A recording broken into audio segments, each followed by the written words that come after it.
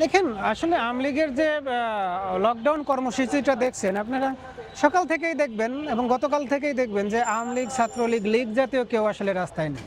এরা কি করেছে, 500-1000 টাকা দিয়ে কিছু টোকাইকে, কিছু আটাখোরকে দুইটা ককটেল ধরায় দিয়েছে, হ্যাঁ, এক বোতল তেল ধরায় দিছে যে তোমরা গাড়ি পুরায় দাও, তোমরা এই করে দাও। দেখেন অতর্কিত হামলার ব্যাপারটা যদি আমার উপর যদি রিস্ক থেকেই থাকে, একজন সাধারণ মানুষের তো সে ঝুঁকিটা থাকবেই।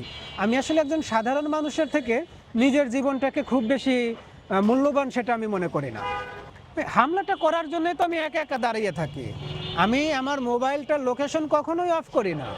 আমাকে যেই বা যারা যখন ফোন দিয়ে জিজ্ঞাসা করে, ভাই আপনি কোথায় আছেন, আপনাকে তো মেরে ফেলা হবে, আমি সাথে সাথে লোকেশন দিয়ে দেই।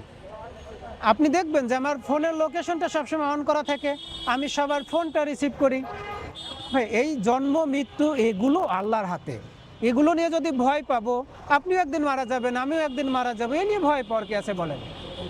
বরং রাজপথে মরাটা আমার কাছে সম্মানের মনে হয়, যে এমনি সাধারণ মৃত্যু থেকে রাজপথে মৃত্যুটা আমার কাছে মনে হয় যে এটা আরো বেশি সম্মানের।